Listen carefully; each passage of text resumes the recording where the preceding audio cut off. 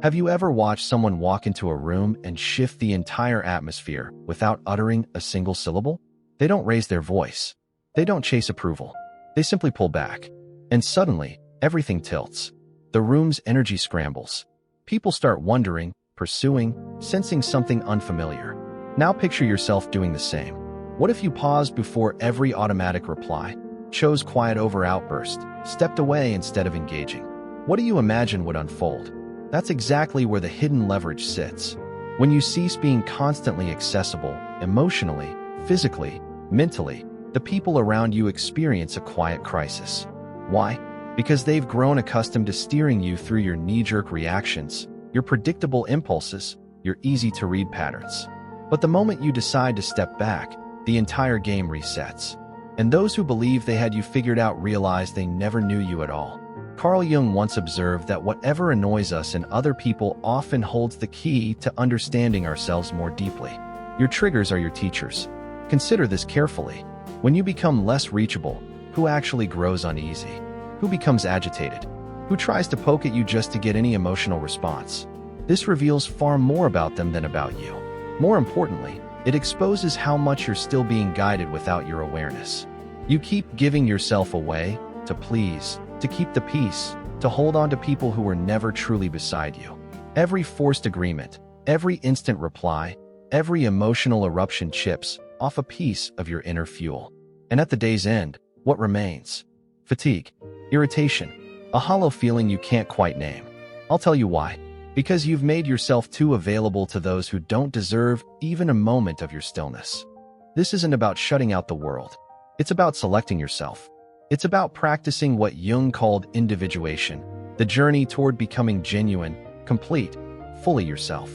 And that journey begins when you recognize that quiet can overpower 1,000 arguments. That stepping back, when done from awareness rather than fear, becomes an act of real strength.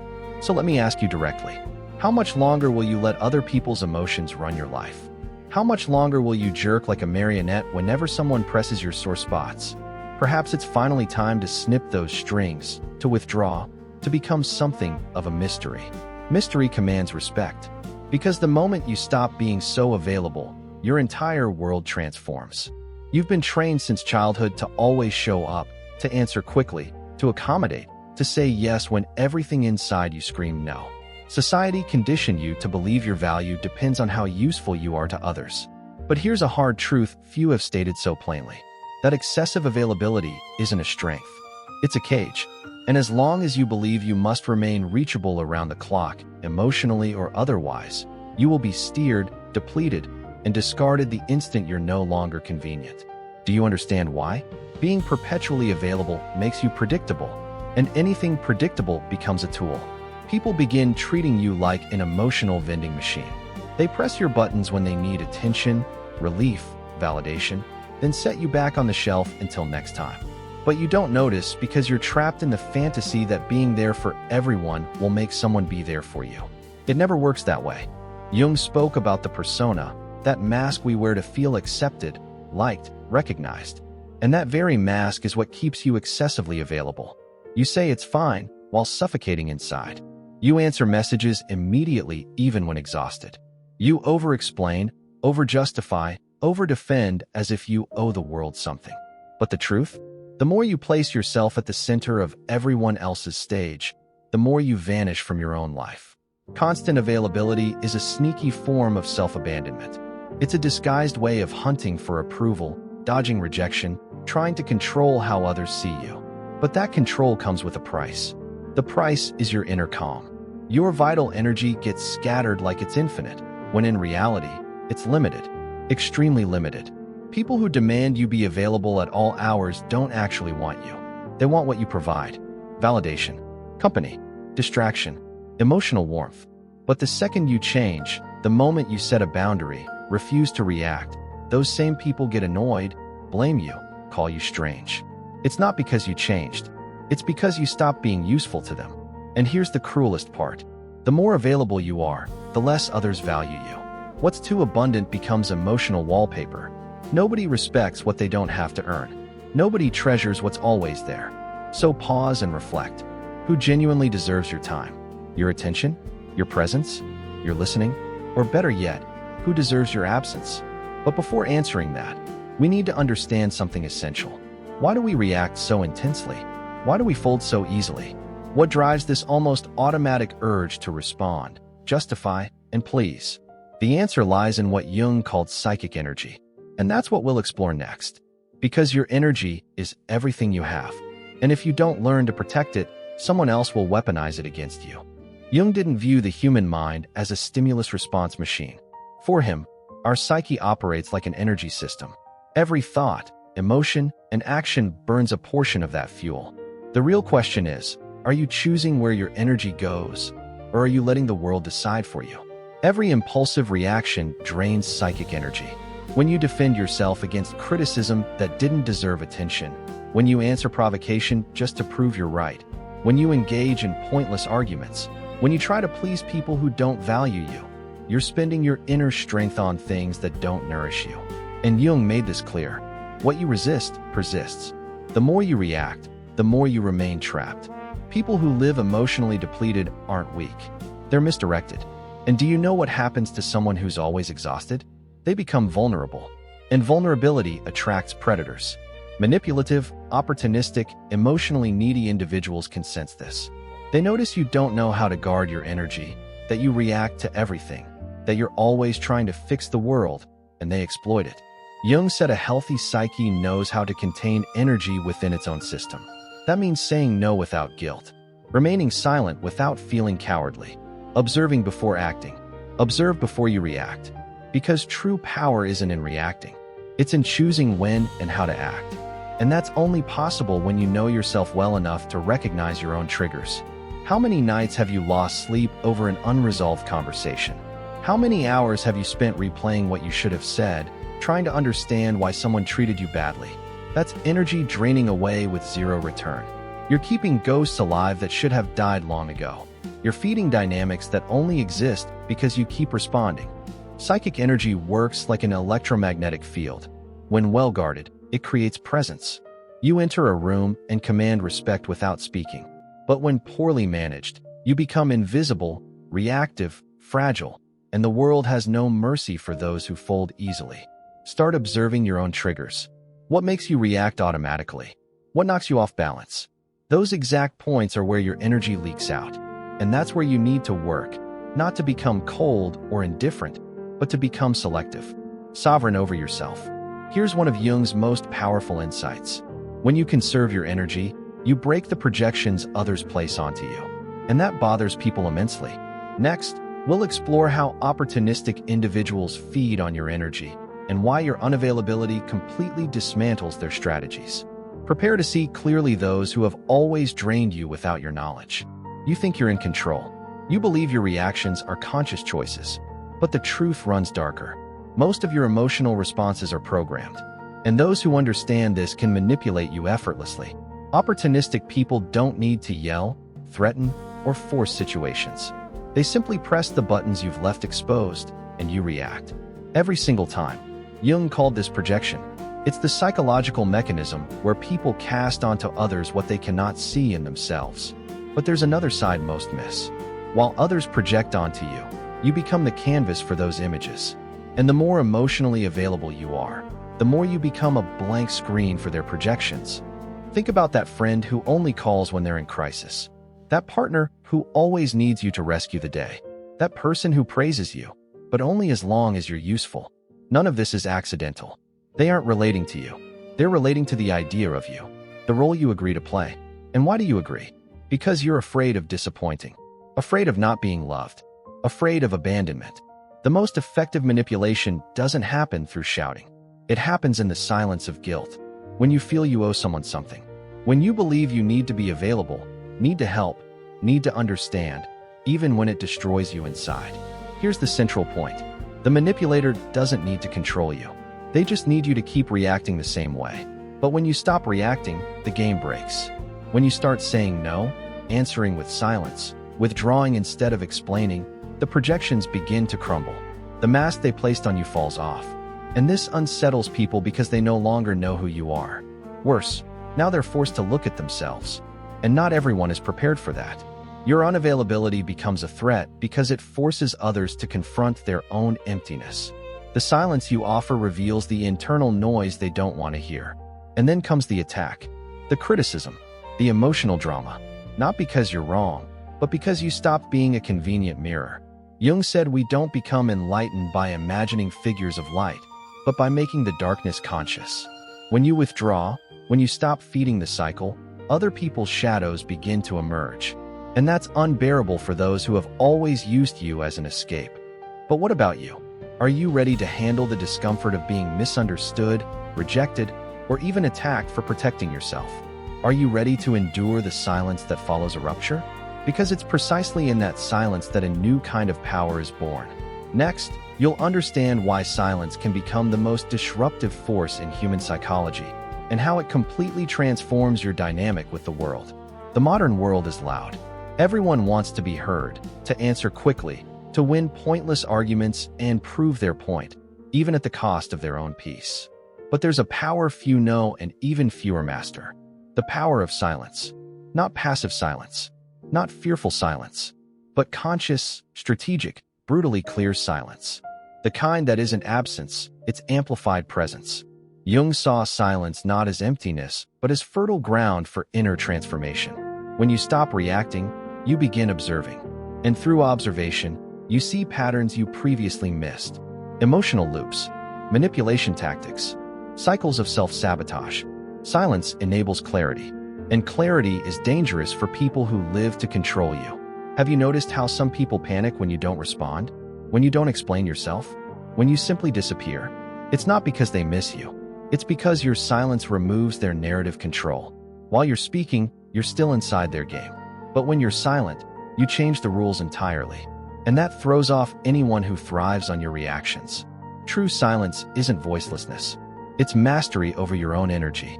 It's refusing to be dragged down by someone else's emotions. It's the conscious choice not to engage in battles that aren't worth your exhaustion. Silence is not emptiness. It's sovereignty. Jung taught that individuation, becoming who you truly are, requires this distance. Because only in silence can you hear yourself without the world's interference. But don't be mistaken. Silence has a price. It will distance you from people who only valued the role you played. It will make you incomprehensible to those who only saw you through their own projections. It will make you seem cold, distant, arrogant. But all of that is simply the reaction of people who never wanted your depth, only your usefulness. Here's the hard truth. The more you mature, the more selective you become with your words. Because you understand that every sentence is an energy investment, and not everyone deserves access to your truth. Sometimes silence isn't retreat. It's sovereignty. It's the language of someone who no longer needs to prove anything to anyone. Silence feels uncomfortable because it forces the other person to face their own thoughts, their own internal noise. And that discomfort reveals more about them than any argument of yours ever could. You don't need to explain your absence. It explains itself. And those who feel threatened by it reveal how much they depended on your imbalance to maintain their own control. But the most powerful silence isn't the one that disturbs others. It's the silence that rebuilds you from within. The silence that connects you to something beyond external approval. It's in this internal space, free from others' demands, that you begin recovering your vital energy, reconnecting with your essence. Next, we'll talk about what comes next. Because it's not enough to cut out external noise.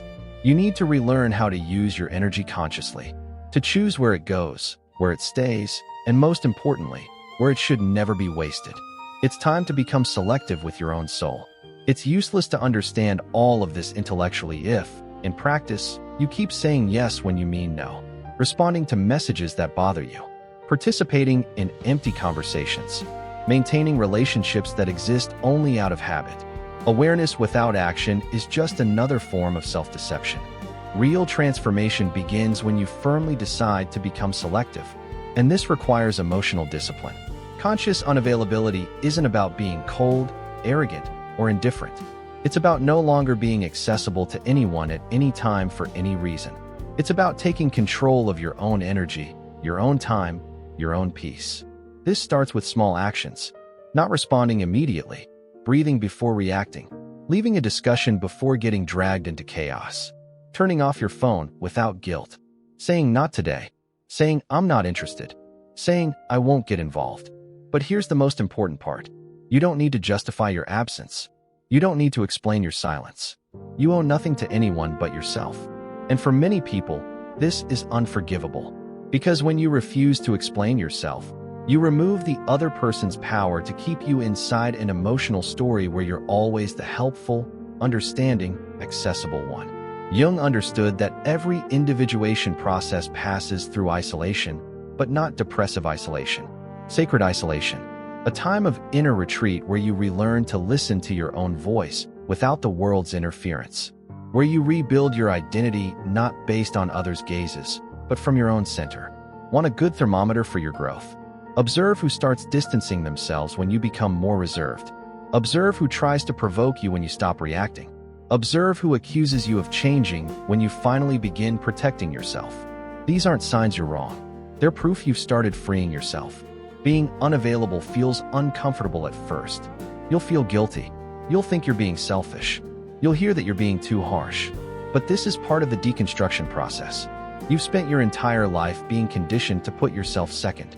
Of course, change creates discomfort, not just in you, but in everyone who benefited from your old version. Conscious unavailability is the foundation of self-determination. When you say no to the world, you're saying yes to yourself. When you withdraw from a toxic environment, you're affirming that your peace is worth more than any false connection. And when you stop explaining yourself, you begin to be respected, even if by few. But not everyone is ready for this type of presence. Your emotional absence will expose wounds they don't want to face. It will reveal how much they depended on your emotional chaos to feel in control. And at that moment, rupture comes. And with rupture comes pain, loneliness, estrangement. The feeling that you're losing something when in fact you're just freeing yourself. But what happens after that? What comes after the distancing? What is born from the silence? Next, we'll talk about the rebirth that only happens when you have the courage to be misunderstood, to be alone, and to become whole on your own. It's time to understand why the strong person's solitude is the path to genuine freedom. When you stop being available to everyone, something profound begins to unfold. First comes the silence. An uncomfortable silence that seems to scream inside you. You wonder if you made the right choice, if you're being too harsh, if you're losing people who actually cared. But gradually, that silence transforms. It begins to cleanse, to calm, to heal. Then comes solitude, but not the solitude of absence. It's the solitude of total presence, your own. The solitude of the strong. The solitude of someone who no longer betrays themselves to keep others close. And in that space where there was once confusion, clarity enters. Where there was once anxiety, peace enters. Where there was once neediness, a new kind of strength enters. The strength of being whole within yourself. Jung said the process of individuation, becoming who you really are, requires you to distance yourself from the collective, to disidentify from the mask, to walk alone for a while. And that's exactly what you're doing when you decide to become unavailable. You're not fleeing the world. You're returning to yourself. This is the point where you stop being a reactor and become a creator. You cease being shaped by circumstances and begin shaping your reality from within. The people who feel uncomfortable with your absence, they reveal they never wanted you. They wanted the role you played. And now that you no longer fit, they don't know what to do with you. That is liberating. You will lose people, but you will find yourself. You will distance yourself from places, but you will reconnect with your essence. You will become misunderstood, but finally, you will begin to be respected. Because when you're no longer available for anything, you become valuable, rare, unforgettable. Rare things are always respected. Don't be fooled. This is a rebirth, a new beginning, the start of a life where you're no longer available for emotional crumbs, for mind games, for voids disguised as affection. Now you only accept what resonates with your peace, with your truth, with your wholeness. If you've made it this far, part of you is already ready for this new path. Part of you already understands that being loved means nothing if you have to abandon yourself to get it. And that genuine self-love begins when you choose yourself, even if it costs you solitude for a while. Now I want you to tell me in the comments, are you ready to be misunderstood, rejected, or even disliked in the name of your inner freedom? Are you willing to pay the price of truly being you?